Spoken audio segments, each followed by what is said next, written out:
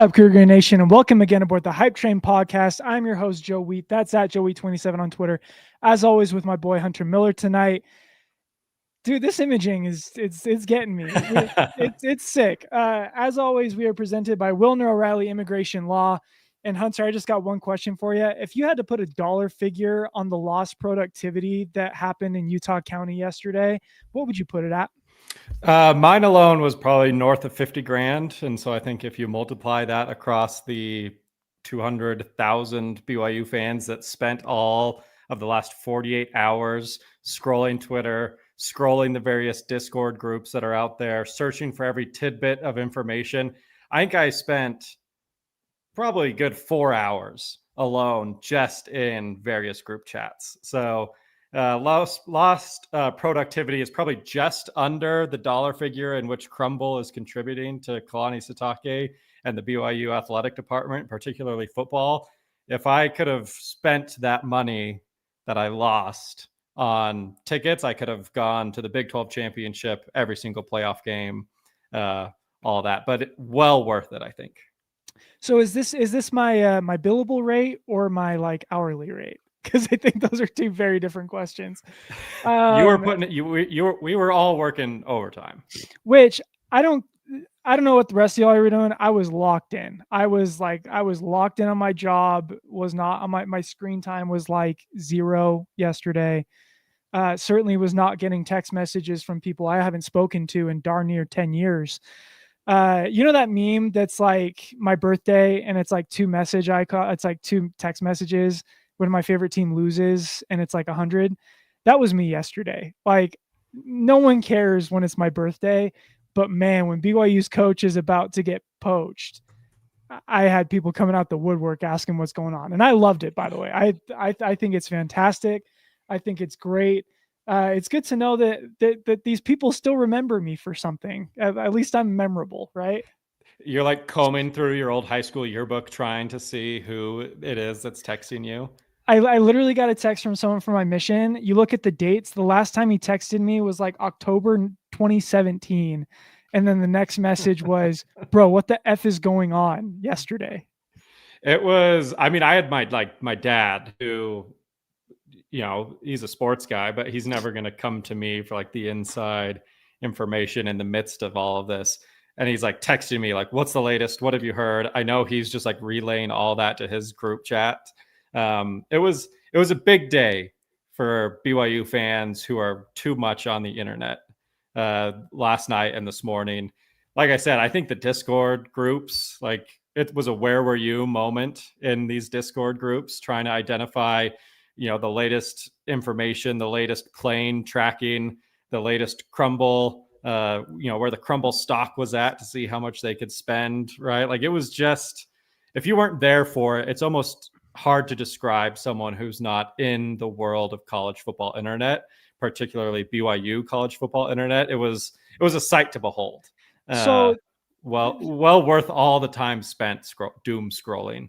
So there's a couple of people I need to shout out in all this. Like, first of all, shout out, you know, Jake Brandon of Coug Connect. Shout out Jeff Hansen of Give 'em Hell Brigham, Garrett McClintock, Robbie McCombs. Shout out Mitch Harper. Shout out Jake Hatch of Locked On Cougars. Like, shout out to all these people that spent their entire day digging up any morsel of information they could for our benefit. But also shout out to the rest of us for doing that exact same body of work. Texting that one person who is BYU source adjacent, getting fourth hand information. Like, I think I saw the same text messages being circulated. Like I got the same screenshot of a text message from like 5 different people, like the same exact screenshot. So shout out to everybody who's like, yeah, dude, I totally won't tell anyone the information I'm about to get, but also here's a screenshot. I think there was 4 screenshots that like circulated every group chat. Like there was, I saw the same screenshot sent to me by various independent people, probably like 3 or 4 times. But most of all, shout out to Trevor Levitt, who's joining us from the delivery room right now. What's up, guys? He's wearing the Bear Witness shirt. Yes, It's the first thing his son is going to see as he enters the world is a smiling Trevor Levitt in a Bear Witness t-shirt. It's my game day shirt. It's game day, fellas. This is such monumental news in such a whirlwind 48 hours that Trevor is having a son any minute now. Literally, his here. wife is on the bed currently in labor, and he is here. That's and now I feel left out because I'm not rocking the Bear Witness shirt. You guys take care of this. I'm gonna go find my shirt. I have like 60 seconds, but dude, go Cougs, go Kalani. Love all the interaction we've already got in like the chat and everything. Miles, when he comes here, like Hunter said, in like an hour or two, will not know a world that was will not know a BYU football team not coached by Kalani Sitake. Trevor, can you confirm or deny? There it is. Bear witness. The first name is Miles. It's not like a super low the middle name, Tiger Bear Kalani LJ, presented by Wilner O'Reilly. Yeah, it'll be William, but we can make it Jamal Williams. There we go. I love it. All right, so maybe we should give like a quick Kalani Sitake Levitt. I think that's the winner. There we go. Nailed it. All Trevor, right. I love you guys, but I gotta love go. you. See you, Trevor. All right. So maybe we should just give a quick recap of the events yesterday. Another personality shout out, Liam Blutman of Barstool Sports. Ball nowhere. What a dog, right? Like he was the first one to mention Kalani's name in connection with Penn State like weeks ago. Yep. And everyone kind of laughed him off and like didn't really pay any attention. Then last week I start hearing some things about like, oh, this is like real. Like he could definitely go to Penn State. There's some weird stuff happening behind the scenes. I start sending out extend Kalani tweets. People are kind of getting upset with me about that. And then all of a sudden, all hell breaks loose on Sunday morning when it's like, oh no, he has a handshake agreement to go to Penn State. So chain of events from what we know, Kalani and Penn State approached Kalani weeks ago, trying to work out a deal. As of Sunday, there was a handshake agreement, to my understanding. Like the Penn State AD flew out to Kalani's house. And well, to backtrack a little bit, I do not think Kalani was like choice number one. Like put that out there. Like I think he was. They wanted Kirk Cinetti, Matt Rule. Like Kalani was 4th or 5th on the list. I think there was other conversations had. Kalen DeBoer was another name like floated out there. I think there was a few people on that list.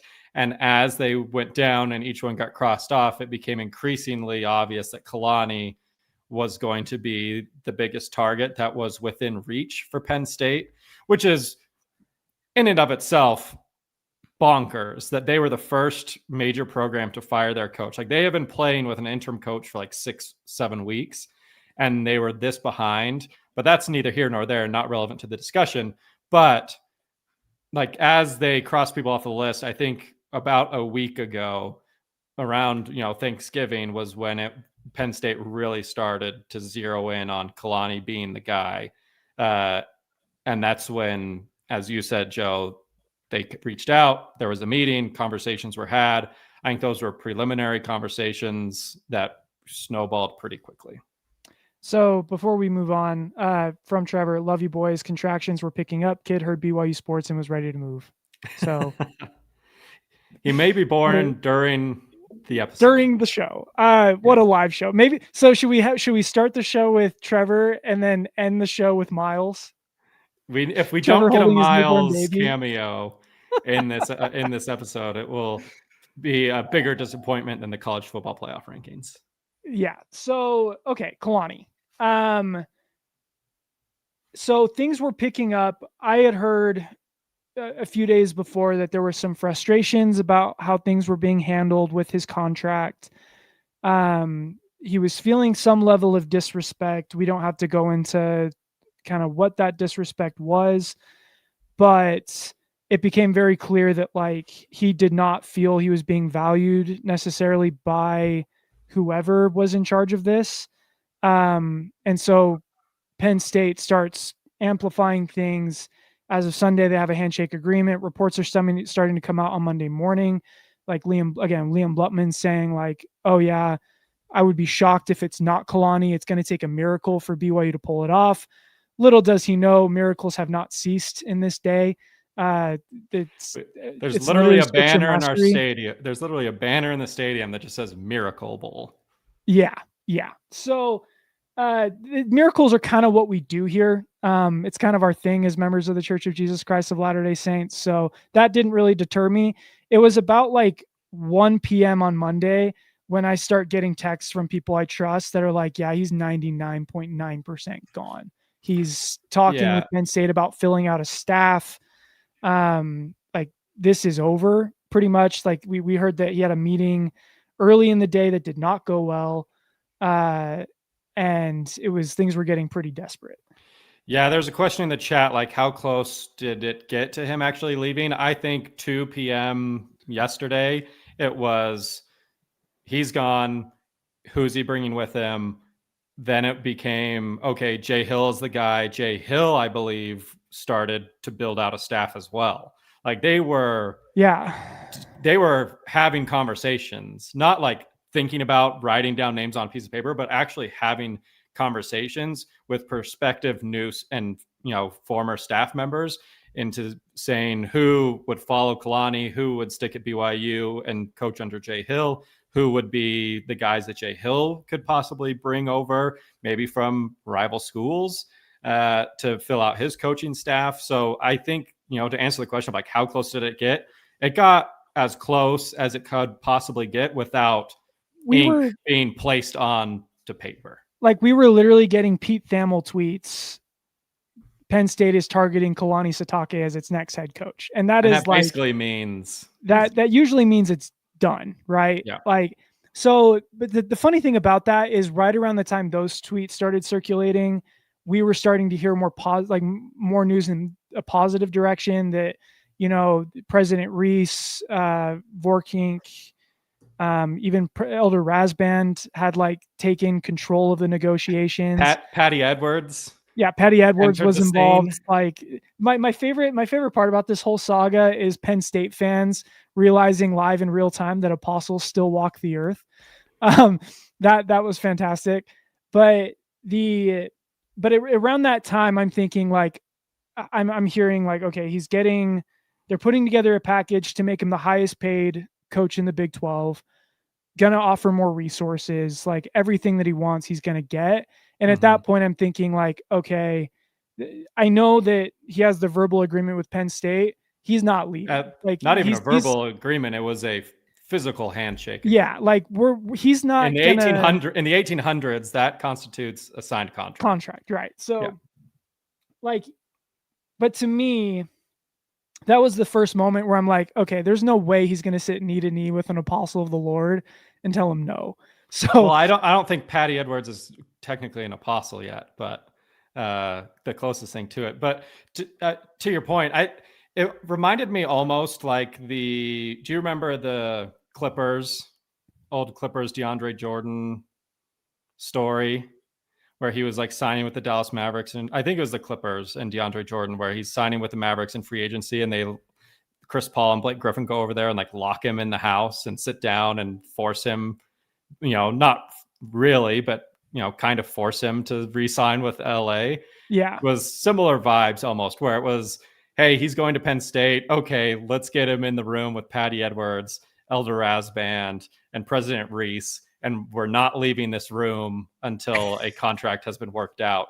And to their credit, that's exactly what they did, right? And you can call it what you want. There was a little bit probably of tugging on heartstrings on the part of Patty Edwards, and hey, your idol, the man who coached you, the guy that you strive to be like, well, here's his widow to try to persuade you. I don't know. This is speculation. I don't know if she was in the room trying to persuade him to stay at BYU, but I'm sure that conversations were had about, what would Lavelle have done in this situation? And we all know what Lavelle did, and that was stay at BYU for 50 years and become the greatest head coach this program has ever seen, and one of the greatest head coaches that college football as a whole has ever seen. So, I'm sure there was a little bit of that. I think that there was, Elder Rasband was there. I think there's some misconceptions that in what capacity he was there in. He was not there to act on behalf of the First Presidency or the 12 Apostles or the church, or, he was not there to act as a representative of Jesus Christ. He was there as a member of the Board of Trustees, just as any university, when talking about making someone the highest paid employee, would have a member of the board present to verify any contract offers, payments. I think, they've alluded to a lot of facility upgrades, money being directed to the football program. And, he was not there in a apostle, testify of Jesus Christ capacity. He was there as a member of the board. Like, apostles have interviewed every BYU coach going back to Lavelle Edwards. Like, to your point, Board of Trustees, it's all about that. Anyway, but at the end of the day, he's here. This was very chaotic. In my opinion, it was entirely avoidable. And I think there's some room for healthy debate on this. A bunch of questions in the chat about like Santiago and his role in all this. He's been portrayed by as the boogeyman kind of in all this. Like, if you take to Twitter, pretty much everyone was kind of blaming him for the whole situation. I don't know that that's completely fair. Like, I think there was some very real disrespect that was being felt by Kalani. I don't know if there was a game of telephone. I'm not going to pretend to know everything that was going on in that situation. However, very clearly there was a disconnect between what Kalani was feeling from the athletic department and what the athletic department was actively trying to do. Because like the lengths that BYU's AD went to keep this guy, like, all credit to Brian Santiago. Guy was on the phone with every major BYU donor that there was trying to get this deal done. President Reese, Forkink, like, all those guys were on the phone with every BYU donor late into the night trying to figure out, okay, how do we get the money to keep this guy? Because by all accounts, Penn State's offer to Kalani was like $10-11 million a year. Like, well, and it 10. Got north of that. Yeah. Like the latest number, which I heard was reported on by some people on Twitter, I think Dave McCann was one of them, was 7 years, $100 million. Insane, right? Which would have made him, I believe that would be the highest paid coach in college football. Yeah. Yeah. Which the Penn State side of this, like, holy smokes. That's before talking about staff salaries, NIL investment, facility, resources. It is why, like, first of all, credit to Penn State for recognizing a good coach when they see one, because Kalani is a dang good football coach. But the other side of this is, like, it was going to take an all-out blitz to get this deal done in a way that would even be competitive to Penn State. Mm-hmm. So in the end, Kalani signs. Based on all reports, he's going to be making about $9 million a year, which is the highest paid coach in the Big 12 by about $2 million a year. Awesome. He's going to get do we know the figures on the Texas Tech? $7 million. Extension? Okay. $7 million a year. So I think that's why that was the delay. It was just like, let's see what Joey McGuire comes out at, and then just, add $2 million just cause. Yeah. But so with that salary, you get an expanded pool for his staff. You get the full $20 million in revenue sharing, plus another $10 to $15 million in NIL, which on top of that, so next year's roster could be like, a $30 million roster, which would be very much competitive with what Texas Tech is putting out there. Like this, and then, like, not even to mention the stadium upgrades that are rumored to be coming, facility upgrades. Like, this is a move that could very realistically turn BYU and Texas Tech into the powers of the Big 12 from a spending perspective. Like, this is the least talented and probably the least amount of money that BYU is ever going to have again.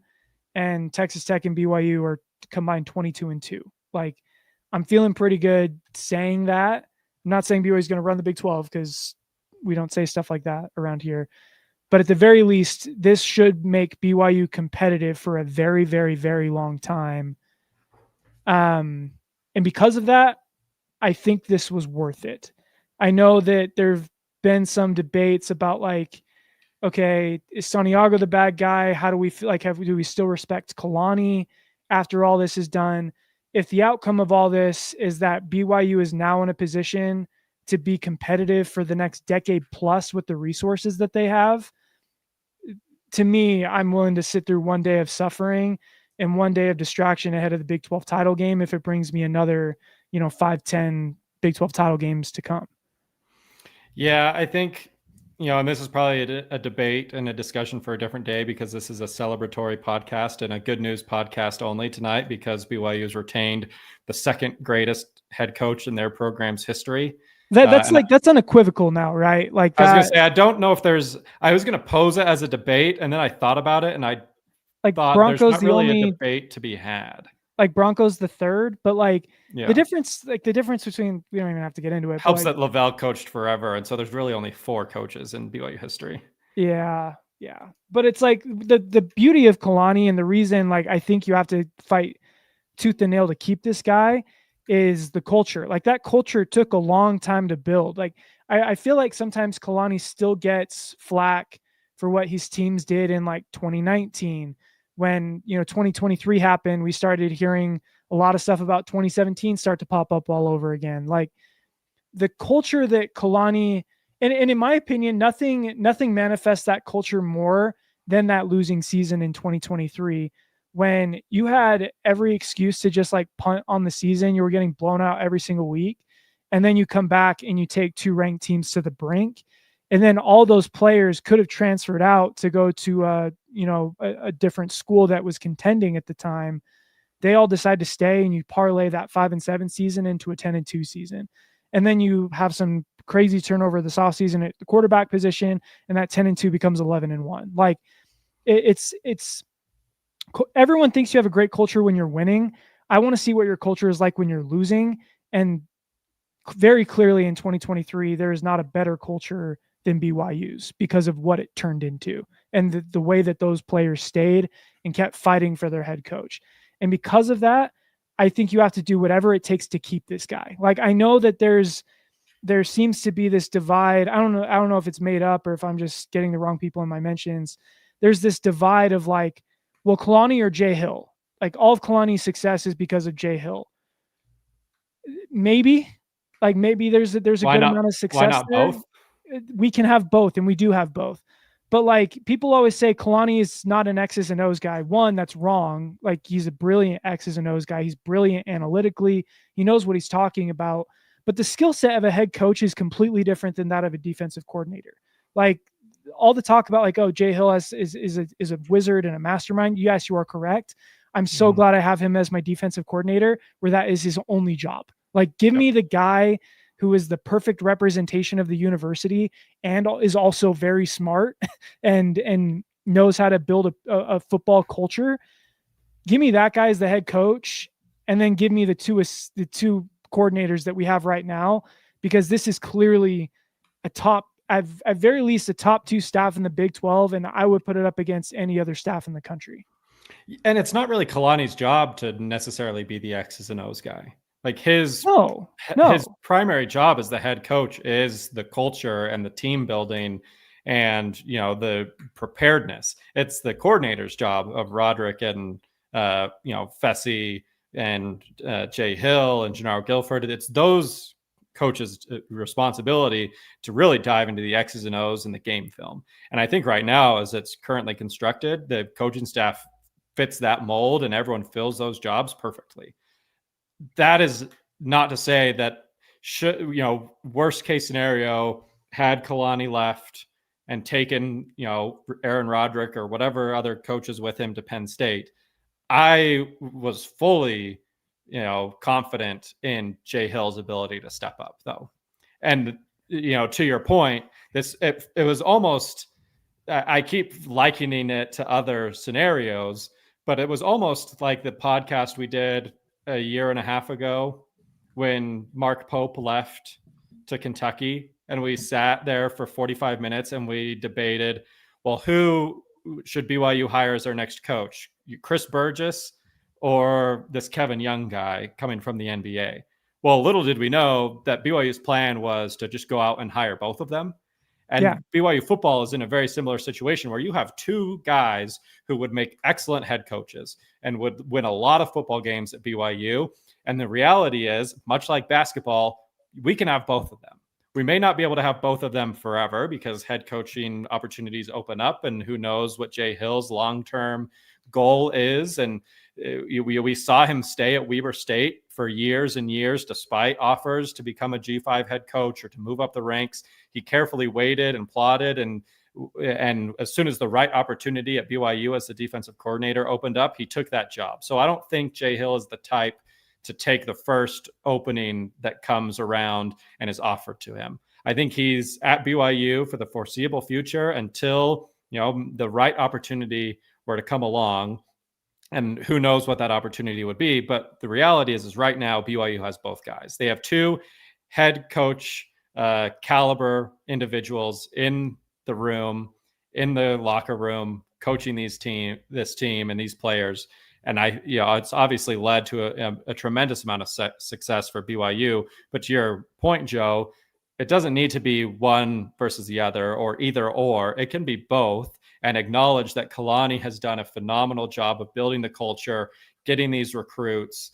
We see the recruiting bump that has happened under Kalani, and particularly since the Big 12 has happened. You have guys like Ryder Lyons and Brock Harris. Those are two of the highest rated recruits BYU has gotten, and they're on the offensive side of the ball. Yeah. Oh, yeah. They're not coming because of Jay Hill, who's a defensive coordinator. They're coming because of the culture and the team that Kalani Sitake has built. And that's a credit to him.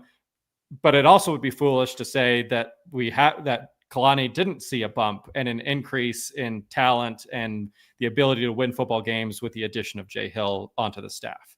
So I think both can be true. Both certainly are true, in my opinion. And it's a fantastic position to be in if you're BYU, where you have both of them. And now, because of what Kalani Sitake has done in negotiating and getting this new contract, BYU is now in a position of power to be able to retain both of them for years to come.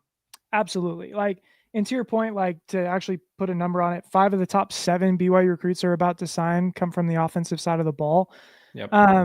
So if you were to ask me, to design a perfect staff for BYU football, this is it. I would not want anything different than what we have right now for the rest until the end of time. Yep. So the question is can BYU, are A-Rod and Jay Hill happy and taken care of? Yes, I think so. I'm with you that A-Rod's going to be here. He has things that are keeping him here in Utah that I think as long as Kalani is here, A-Rod will be here too. He's not really a head coach candidate anywhere. Yep. And he's perfectly happy calling plays for BYU where he went to school. As far as Jay Hill goes, he's gotten G5 head coaching offers every offseason since he's been here. It wouldn't surprise me if he already has one currently for a job. The guy clearly wants to stay in Utah, and he only wants to be at a place where he can have the resources to recruit and compete at a high level. He is making now probably what a G5 head coach would make with all the NIL and resources to win a bunch of football games. And he doesn't have to have the stress with all of his heart health issues to be a head coach. So people always talk about, Kalani or Jay Hill. Kalani and Jay Hill love each other, man. Jay Hill would not be at BYU if Kalani was not the head coach. Kalani is the only reason that Jay Hill is here. So it's a dumb debate to even have, but I've heard it from way too many people to ignore it. I'm going to throw out a take. You if you don't like it, you send it right on back. Is this the best just coaching staff from top to bottom that BYU football has had since 1982? And for what it's worth, these were 4 of the coaches on the 1982 BYU football staff. You had Lavelle Edwards, obviously, as the head coach. You had Norm Chow, Mike Holmgren, and Andy Reid. Were all coaches on the BYU 1982 coaching staff.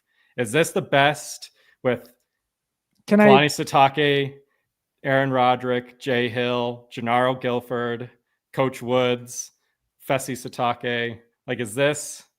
Can I push it right back and say that this is better than the 1982 staff? You had two Super Bowl winning head coaches on that one. I don't know. Of course, but those were all offensive guys, right? Like Yeah. the offensive staff, I don't think you can get better than that 1982 team. I'm not, which is crazy. I'm not well versed enough in BYU history to even remember a BYU defensive coordinator. They've had some good ones over the years. BYU's definitely had some good defenses, but in terms of like totality of staff, you have like your current staff right now. You have Kalani Sitake, who's obviously great. You have Aaron Roderick, OC. You have Fesi Sitake, who is an OC at the FCS level. You have TJ Woods, who is a OC at the group of 5 level. Your tight ends coach, coached in the NFL for the Carolina Panthers tight ends for a number of years.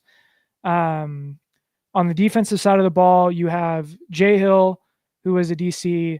You had Justin Enna, who was a P4 DC once upon a time, coaching the linebackers. You have Gennaro Guilford, who's, my gosh, what a job he's done with BYU's cornerback room. Hope he never leaves. You have Sione Pua, who played in the NFL for a number of years, and you have Kelly Papinga, who's also been a defensive coordinator at the Power 4 level. So, like, pretty much every position coach that you have on staff, and you have Gary Anderson as an analyst, like, who's been a P4 head coach. Like, at every single position group, you have someone who has been a coordinator at the Division I level. I would venture to guess there's not very many staffs that have that. And because of these resources, I think BYU is going to be able to keep everyone there and happy for the foreseeable future. Upon further review, I think it's definitely 1982. You also had Roger French as offensive coordinator, and you had Gary Croton as a graduate assistant. My gosh, friggin' stacked. That's a stacked coaching roster right there. Maybe but another second place ain't another bad. time. I'm willing to right now on team, like if you look at sports reference and you rank BYU's teams of all time, 2025 is the 3rd best BYU team of all time according to that. That's a discussion that we're going to have this offseason because I have some takes. I tell you, takes. So ultimately, what do you think changed? We talked about he was 99.9% gone. He meets with Patty Edwards. He meets with Elder Razband. He meets with President Reese. He meets with Brian Santiago. The demands were met. BYU is not paying the $100 million that was allegedly offered by Penn State. Ultimately, what pie chart it for me? What do you attribute Kalani Sitake staying at BYU? Which aspects? Was it the fans, just the culture, the coaching staff in place, the legacy of Lavelle and BYU, being a former player? Obviously, I think these all are things that played into it. It obviously was the promises of new resources, extended coaching staff and pay for those coaches. There's been talk of stadium renovations, but ultimately, what would you say was the tipping point for Kalani Sitake? So I have a conspiracy theory. I don't think he was ever going to leave. Like, even when it was 99.9%, and I say it every single week in regards to the games that BYU is playing.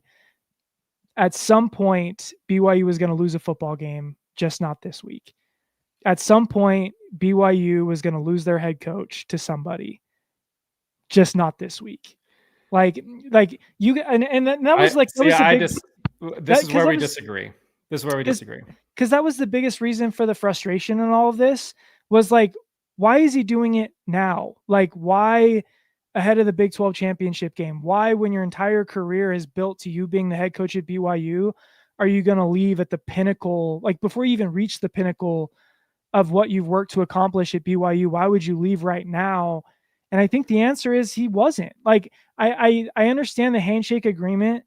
I understand all of that, but they're just knowing, like, everything that Kalani said, everything that he said about his family, keeping them here. Like, maybe the disrespect was real. I don't know. I heard a lot of the same things, 4 years ago when it was rumored he was going to Oregon. Like, in my opinion, this just felt like a huge resource play. And that's exactly what he got. It 100% was. Like, I don't think there's any debate. I think he would have left. Like, to say he was never going to leave, I disagree. I think if yesterday BYU didn't do what they afternoon, did, he would. I think if BYU didn't do what they did, he would have left. But BYU was always going to do what they did. maybe, right? Like, they weren't going to do what they did until they did, right? And I think with the handshake agreement and before 2 p.m. in the afternoon yesterday, I think he would have gone. I don't think he wanted to go. No, I think that's probably the better take. I think that he did not want to go. He would have gone if BYU had not met him in the middle, met his, for lack of a better term, met his demands. I wouldn't say they were demands, but I think he clearly outlined to the parties involved, here's what I would like. This is what would get me to stay. This is what I need in order to be able to stay, and not only stay, but stay and be successful, stay and sustain the level of success that BYU has had these last 2 years, stay and turn BYU into a team where, instead of sitting here talking about them being on the outside looking in of the playoffs and being shafted by the playoffs and by ESPN and the powers that be in college football and the committee, stay and be the team that's talked about as an absolute lock for the playoffs. Like, he clearly outlined what was needed, what the roadmap was going to be, and how everyone can pitch in and make that a reality. If that had not been met, I think he was gone. And BYU, and that was the disconnect, right? You talk about the disrespect. I don't know if it was necessarily disrespect, but more of an unwillingness to maybe see eye to eye on some of those things. I think there was maybe some feelings that, well, you've done it these last 2 years without all these things. You signed an extension 10 months ago under these conditions following, I understand BYU was not in the conference championship game a season ago. They are this year. But if you compare apples to oranges, it was a mirror of last season, right? The only difference is last year BYU sat at home on conference championship weekend because of tiebreaker nonsense. And I think there was maybe some feelings that, well, you just had a similar season last year and you signed an extension after that and you felt the terms were agreeable then. What's changed? I think there were people that felt, well, not a lot has changed. And so there was some unwillingness to maybe meet those demands because there was success seen on the football field without meeting that criteria. And I think that's where we talk about the quote unquote disrespect is, right? Is Kalani has this vision for the college football program and for BYU as a whole. He clearly, as the steward of the program, knows best what they need to be successful. And I think there was maybe some feeling that, why are you questioning my judgment as you've entrusted this program to me? I know what's best. You don't know what's best. Why do you not believe me, and why are you unwilling to maybe give me the resources that I feel that I need to have in order to have this sustained success? And that's where they were apart. Fortunately, they got through those walls and those barriers, and they were able to make it happen. But joining us now from the Deseret News is Jackson Payne. Jackson, my boy, fresh off of a Kalani Sitake press conference, followed by a trip to Buffalo Wild Wings. I can't imagine what would be better on an evening like tonight, but thanks for taking the time. Maybe a hug from the head coach. I did get a hug from the head coach, and that was pretty awesome. Shout out to Kalani for making a lowly media member feel like family tonight. Yeah, I got to hang out with a bunch of media members and Brian Santiago and Kalani, and then eat chicken wings. Like, is this the American dream, boys? I mean, it feels like it to me. If only the Orioles were World Series champs, then I think. That's basically impossible, apparently. Yeah, what a day! I mean, this to me. If I were to just rattle off a take right away, this is just it just can't be overstated how BYU went toe to toe with a blue blood, with a program with unlimited resources, and they won.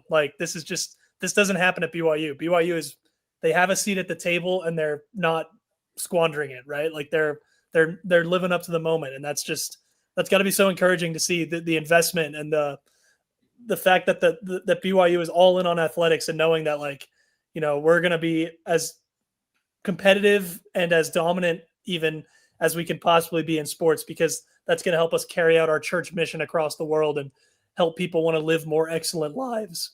Sorry, voice crack there. It's been an emotional day. It's been an emotional day in promo.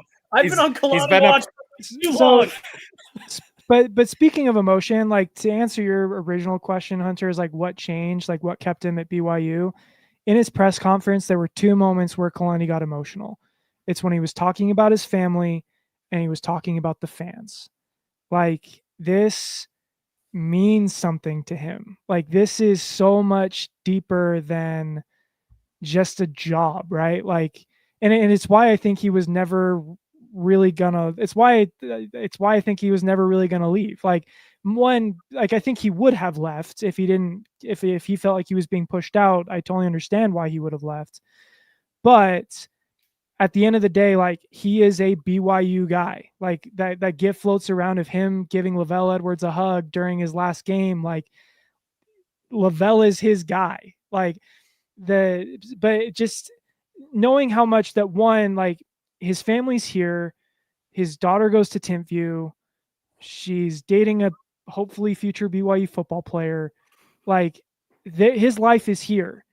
And then hearing him talk about the fans, like how could you not stay when this is the reaction that you get online? Like when the moment people hear he's a an opportunity, like he's going to Penn State fans are saying one of two things. One, who is Kalani Sitake? And two, this is the best we could get. And BYU fans, meanwhile, are sitting here like, boy, we will go to war with you if you try and take our head coach. This was the comeback of the Mormon Battalion this week. Just absolutely not over BYU's cold dead hands. Are you taking Kalani? I think Steve Young went on some show and they asked him about Kalani, and he was like, "Yeah, Dan Patrick." It was Dan Patrick. He's like, "We'd have to grab him out of our bloody hands." I was like, "Steve Young, whoa!"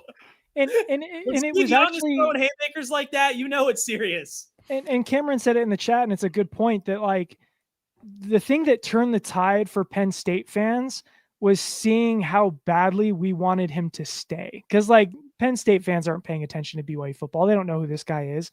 But with how vigorously BYU fans wanted him here, it turned the tide of like, oh, maybe he is a good coach. And then you start seeing videos of Kalani giving pregame speeches circulating, and people are starting to talk themselves into it just in time for him to not come. So that's got to be devastating if you're a Penn State fan. But good luck with Brom. There's a video out there. Jackson shared it in the group chat. We've retweeted it from the Hype Train. From Ryan Reynolds. It's not the Ryan Reynolds, but it's Ryan Reynolds nevertheless. Ryfish65, RYFish65 on Twitter. So I'm giving him credit. It's the Zach Bryan song that's like in all the nostalgic, make you sad and recognize that you have feelings TikToks, and it's just a montage of Lavelle Edwards, and then once the beat kind of picks up and the chorus of the song begins, it starts to mix in Kalani Sitake and Lavelle Edwards. If you haven't seen the video, you can pause this podcast and go watch that video because it's incredible. And I think it perfectly encapsulates why Kalani Sitake ended up staying. It was less money. I don't even know if it's like more resources than Penn State was offering. It's just more resources than BYU currently had. But it's just like, this is who Kalani is at his core. Like this, when he, and I think this was a lot of my frustration. Hand up. I was frustrated with Kalani during this process. Yeah. And I think there were some people who were saying, hey, I think Kalani, do whatever you got to do. I was frustrated. I thought, this week of all weeks, right? Like you have a chance to compete for a conference championship and a playoff, and you're distracting yourself, the fan base, the teams, instead of Monday morning talking about, we've got a conference championship and a de facto playoff game this Saturday. BYU isn't in the playoffs, but this Saturday is a playoff game. The only way BYU season ends is a loss or a national championship. Those are the two options. And we were talking about, is our coach leaving? And I felt that frustration. And I think for me, a lot of it was you're supposed to be a BYU guy. Like you call yourself the Polynesian Lavelle. You introduce in a lot of your press conferences say, well, I'm a BYU fan first and a BYU coach second. And it felt like in the moment that wasn't the case when we're talking about him leaving for Penn State. And then I see this video that Ryefish65 posted. And I think, you know what? He did it all for BYU. Like, yes, he got a raise, but he did it to put BYU football in a better spot long term. And, result of this Saturday yet to be seen. I think long term it was the right decision, win or lose, albeit frustrating and a tad bit annoying. But the reason Kalani stayed, you mentioned it, is family, fans.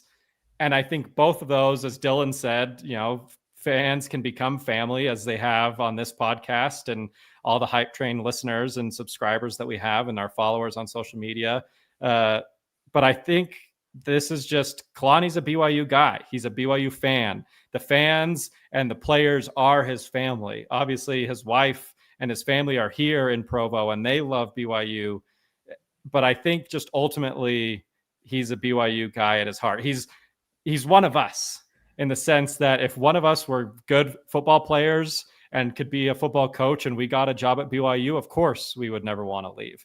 As we add one more fan and Hype Train member Chandler to the group. What's up, Chandler? Let's go. How's it going? What about any good news today? Anything important? Yeah, Trevor's having a baby. Oh, word. Anything else? In about 10 minutes, we could have the first newborn reveal in the history of the Hype Train podcast. Miles William Kalani. Sicko college football moment in the history of this podcast. So Chandler, just to get your take on it, why is having Kalani Sitake, like, why was he worth all of this chaos? Like, why not just go to Jay Hill? Yeah, I think looking back on it as the guy who's built the program from what it was in the independence era to where it is now, none of that happens without Kalani being kind of the figurehead and being really the culture and program builder. Like I totally trust Jay with like the X's and O's. If you ask me point blank, like who's the better, like sit you down recruiter, it might be Jay. But we don't get to this point without Kalani, and the culture he's built has allowed our recruiting to take off. And so I think that's kind of maybe been lost in a lot of the discussion that's happened around Kalani versus Jay. Like, I think we all think the world of Jay as well, but people might be overstating how simple it'd be to replace a guy like Kalani. And I think myself included, in the past, I've thought like, no, yeah, we'd be fine with Jay, right? If Kalani were to ever leave, but it became pretty apparent to me how important Kalani is to our players, to the staff, to the culture this weekend, especially. To your point, like, I think if you were to sit down, like, you go to BYU to learn ball from Jay Hill and Aaron Roderick, but you go to BYU to become a better man under Kalani Sitake. And I think that's where the staff is built perfectly, is like parents want to send their kids to BYU because of that guy, man. Like, I would shudder to know what would happen to our recruiting class if he left. Because he's the like freaking, who was it? Matt Campbell said if I had a son, I'd send him to play football for Kalani. Like this is the kind of stuff that like opposing coaches are saying. And like, I know there's aspects of Kalani that frustrate us, like, not running up the score, stuff like that, but that's just who he is, man. Like, there's truly not a better representative of what BYU strives to be in athletics than Kalani. Like, he's almost above reproach. Like, whenever I hear people accusing BYU of tampering and, all these mischievous things that they're doing, and my thought is like, okay, you think the ringleader, the mustache twirling person behind all of this cheating is Kalani F. Sitake? Really? Kalani Sitake, mastermind. I was going to say, like, kind of piggybacking off what you said, Joe, when you think about what you love about BYU and what outsiders come to love about BYU, You got Dave Portnoy like in the trenches Yeah. fighting for BYU. The reason those people love BYU is Kalani. Like Kalani is the reason why people come to love BYU. Everything that Kalani does, everything he's about manifests in this program and becomes attractive to other people. I feel like, not to get like, I just feel like when you catch the vision about BYU, that's coming from Kalani. The vision is Kalani, and that's what he's doing. And so you have to retain a guy like that. You got to keep that ball rolling. You got to keep the king in the castle. And it's why you had to get the church involved, because like this is the most public member of the church that there is. What is 20 million people have watched BYU play football this season? 20, that means 20 million people know who Kalani Sitake is. Like he's the most visible member of the church right now, probably that there is. Benson Boone and Kalani just duking it out on the sure, main stage. Maybe Secret Lives of Mormon Wives, but like in terms of members of the church, Joe. Yeah, but it's just he's the guy that you want. Like he is so perfect for everything that BYU wants to be. Of course, the church is going to get involved to try and keep him there, because that like it's like if like when Gordon Hayward left the Jazz. The thought was, if we can't keep a white American basketball player in Utah, who can we keep? If we can't keep Kalani Sitake in Provo, who's going to stay? Like, turns out the answer to the question for the Jazz was no one. So exactly. So it was important for BYU to not go down that road. AJ DeBonsa in about 5 years. I just think about too. I think about too. Like it was literally 10 years ago this month that the Bronco left. Where was this all-out effort to keep Bronco? Where was this church push? Like, I think it just goes to show how valuable Kalani is and how much the people that really matter value Kalani. Like the fact that everything stopped in the world to keep Kalani in Provo. Like, when Bronco left for what was a step down job to Virginia, it was okay. Yeah, we'll go out and we'll go get Kalani, or Ken Niumatalolo. We will get a Polynesian. Was the school of thought. A Polynesian will come to BYU, and BYU picked the right one too. They picked the one that wasn't going to run the triple option, which is already a win. And then you get the fact that you get Kalani. And I love Ken. I'm not like throwing stones, but I mean this is like the hire of all hires. And also like going back to what Hunter was saying about being frustrated with Kalani. If there was ever like a win the press conference Hall of Fame, I think today with Kalani would be like first ballot. Like what he did in that media opportunity today was just, he put on a masterclass of winning people back. I don't think nobody should, and I'm guessing few people do, but nobody should feel any sort of, they shouldn't feel slighted by Kalani through this process, because when you watch that press conference, you're like, okay, this dude, like, it all makes sense. This happened for a reason, and this is great. Oh, beautiful day. Dude, there's a game to be played on Saturday, and as if we haven't gone 55 minutes, it's arguably the biggest game in BYU program history since 1984. So before we do that, want to read something from our sponsor, Wilner O'Reilly Immigration Law. Immigration law can be overwhelming. Wilner O'Reilly is here to help. 26 years of experience, a former immigration officer on their team. They've earned a reputation of excellence serving actors, athletes, major companies, and families. They speak 10 languages, including Spanish, and consultations are always free.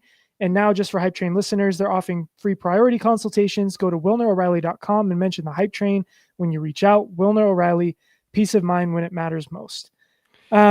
BYU Belt, if you don't think we're going in another 55 minutes, this has got to be your first time. Shout out BYU Belt. That is like my Mount Rushmore of BYU. That's my coworker right there. My wife is at Wicked 2 with her friends right now. I can go till midnight. I just got back from Wicked 2. It's like, yeah, good stuff. But. So I do want to say one thing about the playoff rankings. We can all agree it's just a stupid TV show at this point, right? Yeah. Can I get real? Can I get real and vulnerable here with just this once with the homies? Since it's just us four listening and not a bunch of people on YouTube and listening to the audio of this. Can I just say that Kirk Herbstreit is the biggest fraud that has ever existed and has done more to kill the sport of college football than any man save Greg Sankey. The guy is a buffoon, and I'm sick and tired of every time he gets up on that stage and panders to BYU fans. We have a tweet from the BYU football account. We have all these BYU fans talking about how much they love Kirk Herbstreit just because he trotted around a dying dog during half of college football season a year ago. I'm sick of it. I'm sick of it. The tone deafness from this guy who's supposed to be the champion of the sport. He's absolutely ruining it. And his inability to understand why Alabama's making schedule changes, his inability to stand up when teams outside of the SEC are getting the short end of the stick week in and week out from this room of incompetent, old, senile men that we call a playoff committee. It's incredibly, incredibly frustrating. And guess what? This Saturday, he's going to say something nice about Bear Bachmeier, and a bunch of BYU Twitter accounts are going to talk about how much they love Kirk Herbstreit. The guy is an idiot, and he's ruining the sport. And so you don't like the dog thing. The dog probably sheds everywhere. The poor cleaners of that private jet that this guy flies around in every weekend are probably taking 100 lint rollers to the couches of that jet because the dog is shedding all over the place. And I'm sick of it. So your bone is with Herbstreit, mine's with Reese Davis. Who's an extension of Kirk Herbstreit. Yeah. Reese Davis said on the air, BYU fans are really upset that we're not talking about them, but this can all be solved by simply beating Texas Tech. Oh, is that all? Why didn't I think of that? Of course, BYU should just go and beat the number 4 team in the country. I'm sure if they did, Kirk Herbstreit would be on TV on his dumb little podcast talking about how Texas is still more deserving because Texas A&M was ranked higher than Texas Tech. It's like it's a corrupt conspiracy. These stupid, and it's not just ESPN. CBS did the same thing. Like, it's these stupid graphics where they're comparing the resumes of teams 8 through 14 and for some reason leaving out number 11. At least BYU made the graphic this week, but it was just in parenthesis where it said BYU, no 11. And then it's like you're comparing Alabama, Notre Dame, and Miami. There's room on the screen. You don't like. There's a ton of white space on the edges. It's not like they ran out of space. There's tons of blank space on the edges, but you can't do it. Why? Because BYU has a stronger strength of schedule than both of those. They have a stronger strength of record than both of those teams, and their win-loss records against top 25 teams is also better. So it's all of these metrics. By talking about BYU, it highlights their stupidity. Yes, and they're not going to do that to themselves. But it's because, again, like the reason I said off the front, this is a stupid TV show. It's not interesting television to just slot BYU at number 10 where they belong, because it's much more interesting to juice the Notre Dame Miami conversation every week for 6 weeks. Like it's why you leave them out of the discussion entirely. It's just because it's bad television. Like, I think BYU would get great ratings if they played in the playoff. The playoff is a rating spectacle unto itself. The problem is that putting the deserving team in the bracket is just not interesting television. Like, you can't fill a 30-minute show by saying, hey, here are the top 10 teams. Yeah, BYU's number 10, Notre Dame, Miami, you're both out. That show's over. And then people will be like, why? And they're like, well, because of these rankings and metrics. And they'll be like, oh, okay, yeah, that makes sense. So you have to leave BYU out of it. Like, I'm not going to pretend like this is. You can go ahead, Jackson. I was just going to say, I got to run. So I was just going to say it's a corrupt conspiracy. Everything about it is crooked. And it's just like, I can't believe it's happening in plain sight. And people are just like letting it happen. But I'm just going to say it's not going to matter because BYU's winning on Saturday. Yep. They're going to shock the world. All the pressure's on Texas Tech. BYU's got the Kalani extension boost going on. It's really hard to beat a team twice. I just feel like everything has led up to this moment where BYU could just take the ball out of the committee's hands and say, you messed up and we are going to make you pay for it. BYU's winning this Saturday. Done deal. Clip this when I'm right. Don't clip it if I'm not, but I won't be because BYU's winning this week. And as a credible journalist, I can put my stamp of expertise on it, hopefully. So stamp a capital J on that. I'm stamping the Scarlet J on this BYU win this week. Jackson Payne, everybody. Take a bow. Hey, guest of the year candidacy is in the bag now. Let's go. Cemented. Yeah, Nate Slack Good boy. didn't show up, so Jackson Payne it is. I'm taking it by default again. 3-peat. Thanks, Jackson. Love it. So Can I just say this? Yeah, go ahead. Bars from Jackson. Absolute bars. I've said this before where it's like, just take care of business. And ultimately, that's what's going to do it for BYU. But I hate the argument of like you said, Joe, where it's just like, well, if they win, then they're in. So who cares? I care. No one's making because that BYU argument shouldn't be in this position in the first place. Like Notre Dame should have to win their non-existent game because they don't play in a conference this weekend if they're to get in. If that's the same standard BYU is going to be held to. It's ridiculous that BYU's even in this situation where it's like they should be in no matter what. No one's making that case for Alabama. No one's saying anything about Ole Miss needing to win a conference championship or beat anyone to be in. No one's saying it for Miami or for Notre Dame. That argument doesn't exist for any other school except for BYU and whatever garbage team comes out of the ACC this year. It's bonkers that BYU is even being talked about like this.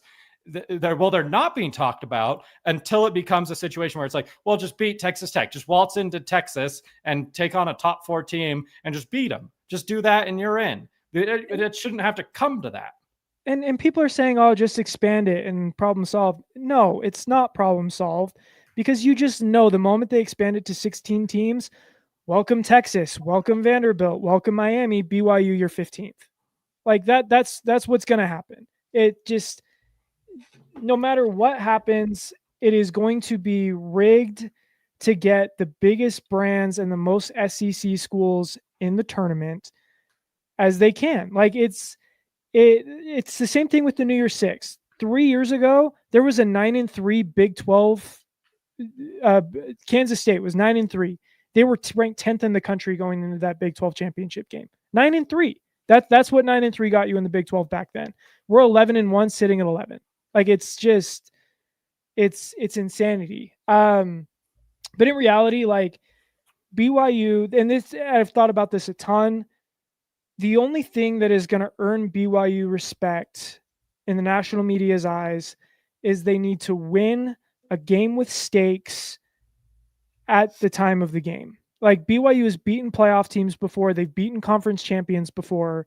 The problem is those games happen in like September when none of us know how good those teams actually are. Like if BYU was playing Arizona last weekend, when Arizona was ranked in like the top 15 and BYU wins that game, then all of a sudden, boom, BYU wins a game with stakes. Like, I mean, they did do it this year against Utah, but you're right. Like, but even the Utah game, Utah fell out of the rankings the next week. Like that game didn't really have college football playoff stakes in my, like it had Big 12 stakes, obviously, but no one was talking about that as like, you know, a college football playing game like you had with Texas Tech and BYU 2 weeks later. Like it's BYU needs to be a top 10 opponent in November or December before BYU is going to get any modicum of permanent respect. And Utah had to go through the same thing. Like far be it for me to say something good about our rival, but Utah was 11-1 in 2019 going into the conference championship game. They lost and they were knocked out of the New Year's Six entirely.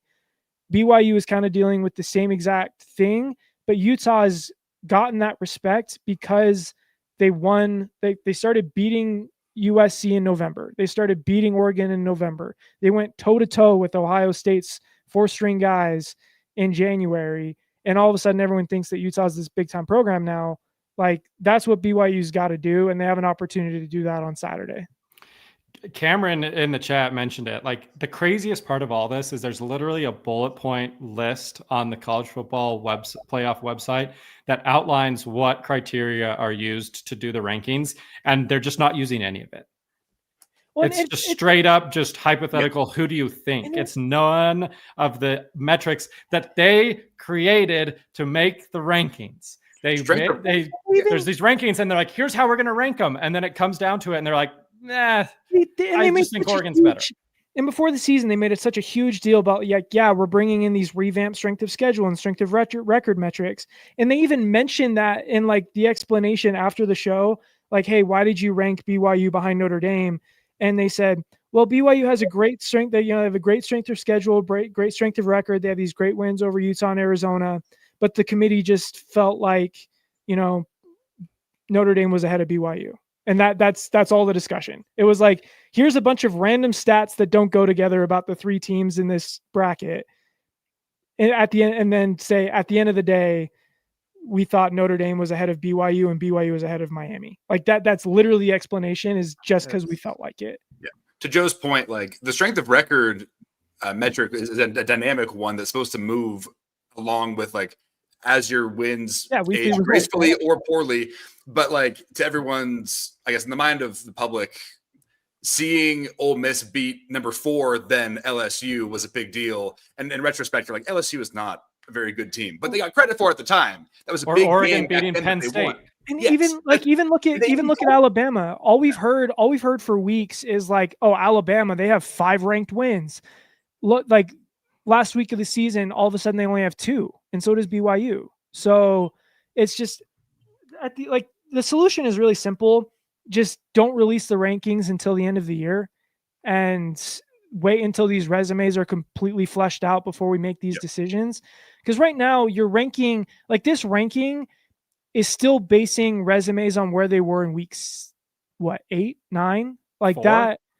Week 0, like, really. It's not a moving metric. Like to your point, Chandler, like at least strength of record, it reevaluates your resume every single week. That's not what they're doing. They've put the teams where they were, and then they just slide them up and down based on what happened that week without reevaluating anything else.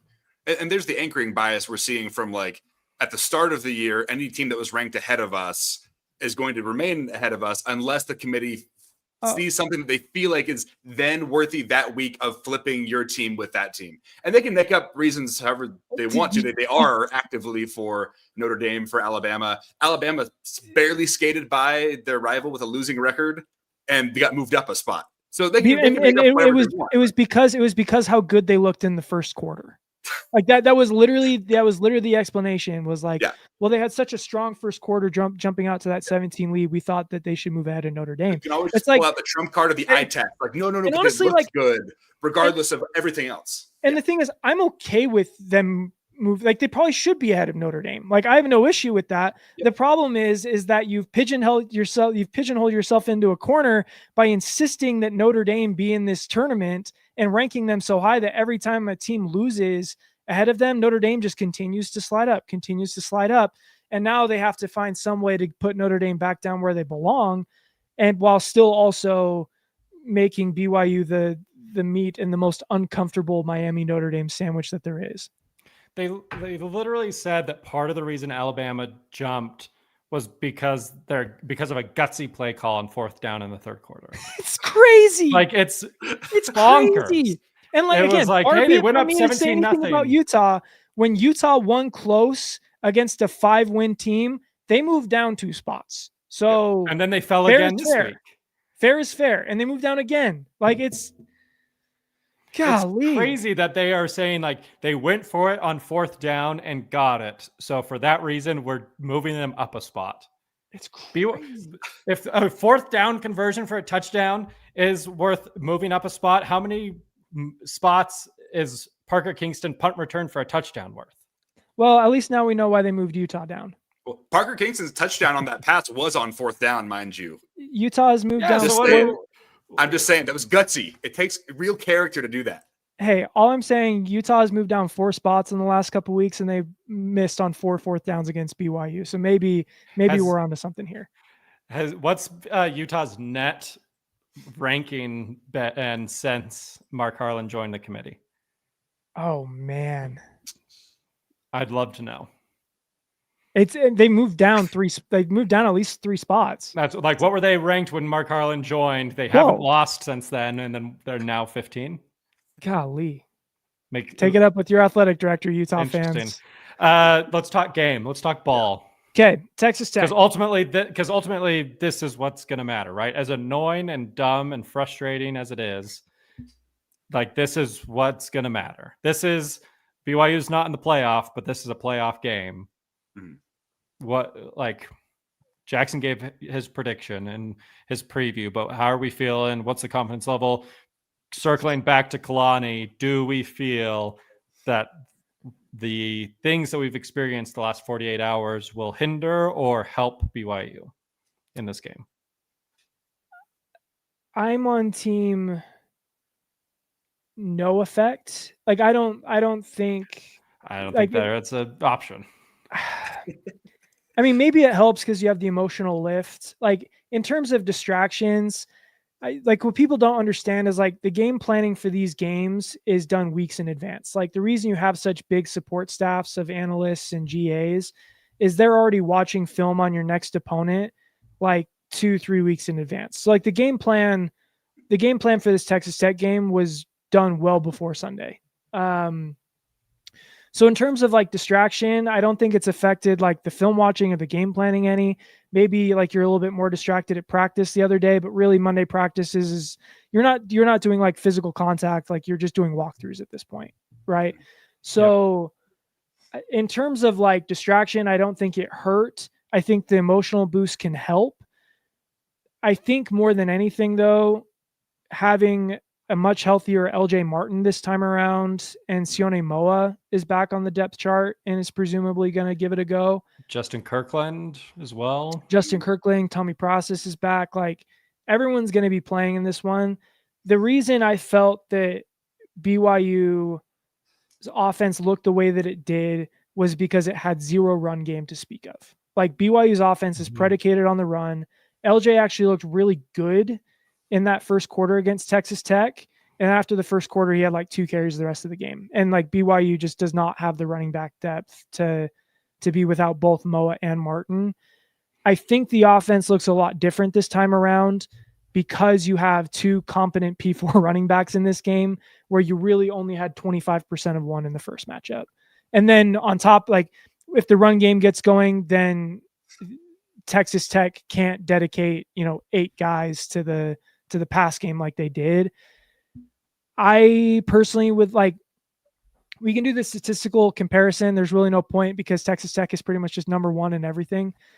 But like what I would love to see is more rollouts from Bear Bachmeier, get him out of the pocket, get him throwing on the run, less 7-man protections. Like I know that there's a huge risk to that, but like, I'm sorry, BYU is not going to get open running 3-on-7. So there's worse outcomes than a sack.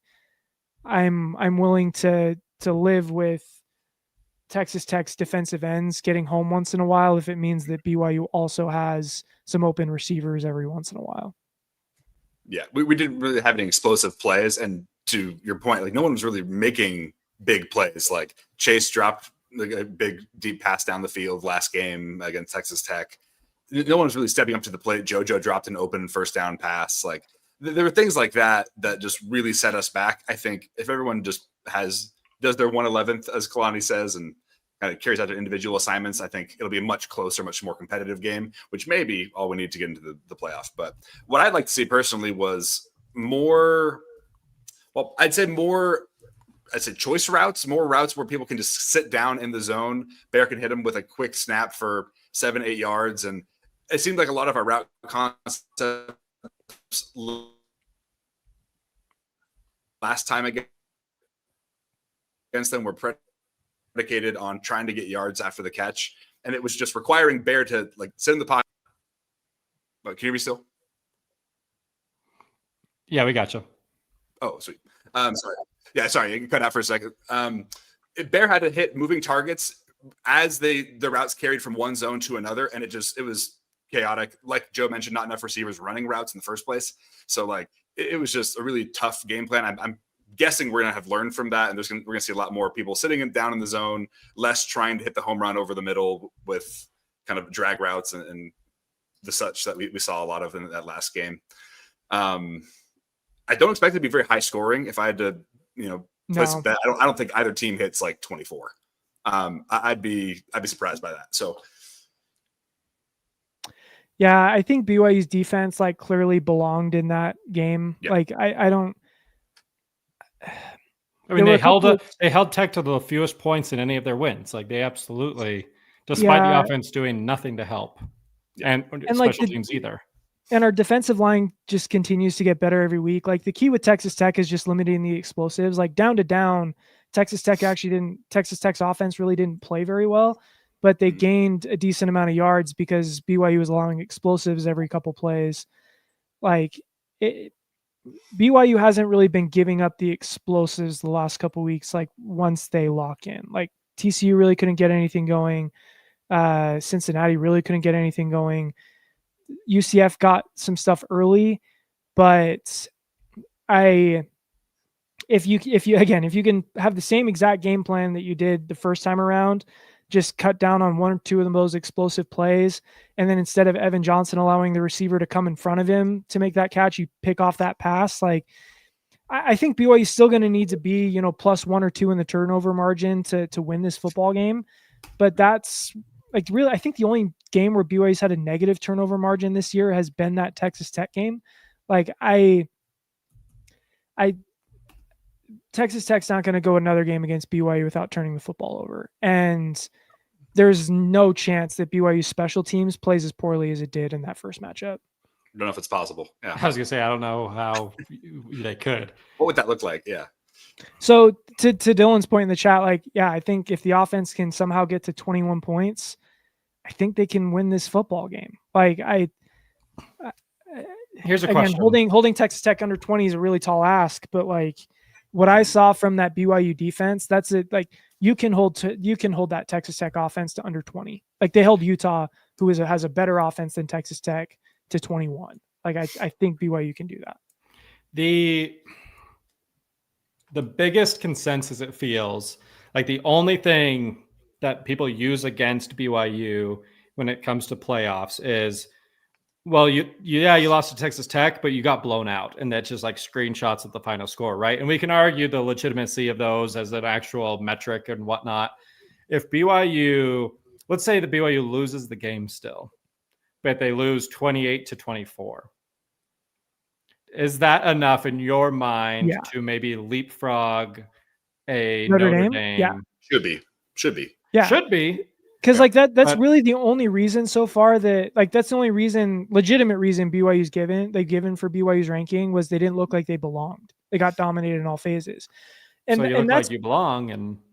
And that's where like, I think this works to BYU's benefit this week. Like if they get blown out again, I'm probably okay. Like I'd be really frustrated if they got left out of the playoff, but like, okay, they had 2 shots at a playoff team this year and they got their doors blown off. It is what it is. Yep. But the good thing is last week, the narrative was on the SEC last week. It was, can Alabama beat Auburn? Can Oklahoma beat LSU? Like they were the focal point of the college football world last week. This week, BYU is the focal point of the college football world. They have a standalone game. Everyone's going to be watching. And they have the opportunity to rewrite their own narrative. And I think that if you, and really the committee is all about narratives. Like if BYU plays a competitive football game where they look like they belong on the same field, I think we're going to start seeing more national people talking about BYU deserving to be in. Because again, like it's the stupid Rose Bowl argument, but it's just like BYU's got to prove that they can go toe to toe with the best athletes in the country because no one thinks BYU has the best athletes in the country. And for once, it'll be all eyes on us, only game on, essentially. Like, if there's ever a chance to rewrite the narrative, it's there. Yeah. Like we have a redo of that first matchup, and honestly, I'd rather it be like if we were to get blown out in one of the games and close in the other, I'd rather it be this scenario. Like I'd rather play close at the end. Dylan is asking, what if Alabama loses by like 10 plus? There's no world in which Alabama loses and misses. The unfortunate reality is that between the Big 12 championship, SEC championship, and Big 10 championship, the only loser of those conference championship games that has something to lose is BYU, because everyone else competing in those games is in. The ACC has its own buffoonery going on with Virginia, who's actually decent. Like as a Virginia guy, I will stand up for Virginia, but Duke being in there is crazy. And obviously the loser of that game is out and the winner of that game might not even be in. That's a different conversation. Alabama, winner loses in. Georgia, winner loses in. Obviously Ohio State and Indiana are both in as well. Texas Tech is in, win or lose. The only one that has anything to lose in these games is BYU, and it freaking sucks because BYU has put themselves in a position all season long to not be in that world where they have something to lose by playing in the conference championship game. They're 11-1 in a Power 4 conference. They have multiple top 25 wins. They have a top strength of record. They've beaten multiple bowl eligible teams. They went on the road and beat most of these bowl eligible teams. It's crazy that we're even having that conversation because they've done everything that they can do short of beating Texas Tech in that one game, of putting themselves in a position to not be talked about like this. But unfortunately they are. Yeah. It should be Alabama, who, by the way, lost by 14 to a bad Florida State team. It is them that should be playing for the final spot and not BYU. But the reality is you're talking about Alabama, and there's just no world in which they get left out of the playoff and BYU is in their place. Look, BYU's just got to take it. Like, there's really no other option. Like, the only way for BYU to get through that door is to break it down. And if they do, like, the narrative is going to keep shifting towards BYU. Like, they have the resources now. It all kind of ties together, but like going toe to toe with Penn State for a head coach and winning, that matters. That's a PR win for BYU. Having the resources to compete and signing these recruiting classes, that matters. That's a win for the program. And this is just another opportunity to get another PR win. Like like beyond an actual win on the field, the next step in BYU's evolution is to compete in a game like this. It's really the only thing that's holding BYU back. And if they do, I think the committee has definitely been unfair to BYU lately.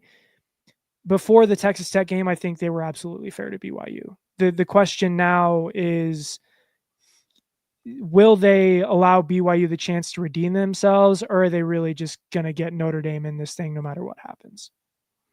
This is the first opportunity, I think, really all season where, aside, I guess, from the first meeting against Texas Tech, where, and even then, I'm not sure, but all eyes are going to be on BYU. Like every national media member, every committee member is going to be forced to watch BYU play. And so it's so important that BYU comes out motivated, on fire. They're locked in. We can't have these shanked punts, these muffed punts, dropped passes early in the game like we had in the first matchup against Texas Tech. BYU needs to understand that they need to come out sharp. They need to come out prepared because all eyes are going to be on this game. And, damn it, I might be crazy, but I believe that if BYU keeps it, and again, might be loser talk because I'm talking about a loss. If they keep it close, I believe that the committee would have BYU jump Notre Dame. I think so too. Like and I think the key is look like you belong. Look like you belong. And I think that might be part of the switch of Notre Dame, Alabama. I understand BYU did not jump now, but it is much easier for BYU to jump Notre Dame now in the rankings and jump from 11 to 10 with Notre Dame sitting in the 10 spot than it was a week ago when Alabama was sitting in the 10 spot. Like all the PR that Arizona State got last year for, being a fourth down away from beating Texas, BYU's got that exact same opportunity in the season with their playoff future still in question. So it's like BYU's got a great opportunity. Hunter said it. It's the biggest game in program history, sans the Holiday Bowl in 1984. And the only reason that's there is because nothing can ever top a game that earns you a national championship. So this is awesome, man. Like, this is the kind of stuff I dreamed about. Your mic's doing the thing again, Joe. Oh, sorry. This is something that I dreamed about as a child. I'll be there. Bought my flight, the day after the going. Yeah, bought my flight day after the Cincinnati game. I was locked in and ready to go. So I'm excited, man. Like, this is just such a fun time for BYU as a whole. Like, this is the dawn. It really feels like the dawn of a new golden era of BYU athletics. In part because of the chaos that we've had the last 2 days with Kalani, but also because BYU has the national spotlight all to themselves on Saturday morning at 10 a.m. And boy, oh boy, I cannot wait to be in that stadium. I mean, it's the Andy Bernard quote. Like, I wish there was a way to tell that you were in the good old days before you've actually left them. For all of, everyone in this virtual studio right now, and I'm sure a majority of our listeners, just because of the fact of our age demographic, probably dreamt of those Lavelle days and what it was like. We're living it. BYU's in them. Like, the fact that we are in year 3 of the Big 12 and we're going to the conference championship game, and the only reason that we weren't in the conference championship game in year 2 is because of some computer tiebreaker.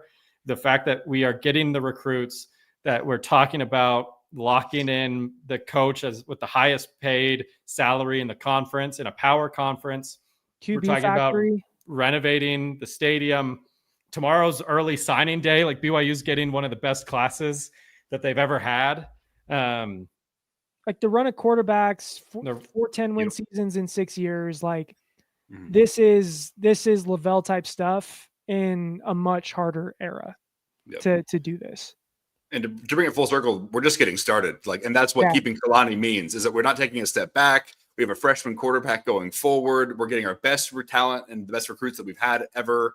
Like, there's so much to build on, even from here, where if this is our floor, like, sky's the limit. So really fun. Can't wait. Dylan's been the chat MVP. Shout out to Dylan. That last message, I'm sure you two can see it. That's got, you know what? Chills. You sold me. You've sold me. BYU is going to walk into Dallas, Texas, in Jerry Jones's house, and they're going to beat Texas Tech. And they are going to punch their ticket to the college football playoffs, and it's going to be awesome. And, for the podcast listeners, the chat is, this feels eerily similar to the week that BYU announced that they were going to the Big 12 and then turned around and beat Utah. BYU has announced Kalani Sitake. They've announced the increase in resources. They're going to announce an early signing day class, and then they're going to turn around and, by gosh, they're going to go beat Texas Tech, and it's going to be freaking awesome. I don't even is there anything even left to say after a chat like that? Or is it just hot takes and predictions? Someone mentioned we didn't do a Cincy recap. It feels wrong that the LJ Martin Odeon Menswear Player of the Game for back-to-back weeks has been LJ Martin, and we haven't talked about either of those performances a lick. So shout out to LJ back-to-back. Are we thinking LJ Big 12 Offensive Player of the Year? Yeah. Oh, yeah. Because never have I been more right on a take, I will say. And I need a little bit of a... It's not going to be Baron Morton. He's been hurt too much. George Tyson's been hurt. Yeah. Tyson's been hurt. Sorsby has fallen off a cliff. It's got to be someone from one of the top teams. It's like, and the story of BYU's offense this year is LJ Martin. Like, the story of BYU season this year is LJ Martin. So it's got to be him. Top 4 running back in BYU history. I think he and Jamal Williams, we put out the graphic. Jamal Williams and LJ Martin are the only 2 BYU running backs that are top 10 in BYU program history in yards per carry, with a minimum of 200 carries, and total attempts. Yeah, it's those 2. Yeah, it's important to contextualize it too. Like, I feel bad looking back on LJ's stats years from now. You got to remember that Bear was a battering ram, and he'd have 8 more touchdowns this season if Jaron Hall was his quarterback, right? Like, quarterback's going to scramble in for 3 or 4, but we've used Bear so heavily in the red zone. Like, it would be a no-brainer if LJ had 20 touchdowns, but he's sitting where he's at because of the nature of our offense. Like, he's the same talent, and he's been incredibly productive. I think he's certainly top 5. 4, I think, is up for debate. I'm willing to say that, like, that was a top 5 non-quarterback offensive performance in BYU history against Cincinnati. Like, that one, Jamal Williams against Toledo. But the stakes, like, that's way above Jamal against Toledo for me. Like, even again above Jamal against Texas, Taysom against Texas. Like, the stats are. But if you're talking non-quarterback, more guardy. But what was on the line And really everyone in the stadium, like Bear didn't have it that night. Everyone in the stadium knew LJ was getting the football, and he still went for over 200 and still iced the game. Like that was freaking awesome, dude. You love to see it. That's our Cincinnati recap. Yeah. And our UCF recap. It's just the same thing can be said for both games. Also, love that BYU is blowing teams out now. Like BYU got off to a really slow start this season because of the offensive gelling that needed to go on. That 7-game stretch that BYU just went through, those 6 wins, BYU won all of them by a combined like 14 points per game. So like BYU's only played 3 one-score games this year, where I think they had like 6 last year. Like this BYU team is freaking good. Predictions, I'm going to say BYU 27, Texas Tech 17. My hot take is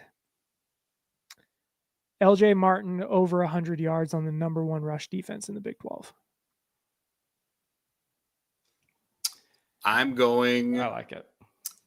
This isn't my hot take, but a little crystal ball. BYU 21, Texas Tech 20. Will Farron makes up for an earlier missed field goal with the game winner. Heck yeah. Bit of trend as of late. I haven't loved, but yeah. BYU 24, Texas Tech 23. Bear Bachmeier throws for 2 touchdowns and rushes for a 3rd. Whew. Love it. Go, what a time, man. And Evan Johnson gets an interception, because I need Evan Johnson interceptions for the preseason take. Go 2 of them. Oh, I love it, man. What a time. We're in the glory days, man. It's fun to be a part of, and God willing, we're just getting started. Shout out to everyone in the chat who joined us. We had a good engagement. We had a lot of people chiming in, giving questions and takes and opinions. Cameron, Dylan, Carson, love you guys all. Yeah, BYU Belt, of course. We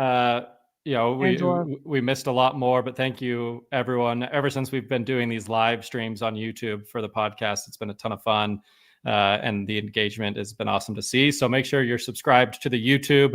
If you're watching us on YouTube right now, if you're listening to us on Spotify, Apple Music, whatever it may be, make sure you go check out and subscribe to the YouTube page as well, and try to catch some of the live streams and the live podcasts, because we just want to keep on growing this. Make these podcast episodes each week a place where BYU fans can come and get live reactions, live questions, chat amongst yourselves in the chat about what we're talking about, what's going on. We saw a lot of good back and forth today. So shout out to everyone who's been engaging. And, as Pat McAfee always says, be a friend, tell a friend, share the podcast, make sure you're subscribed, getting your friends and family to subscribe.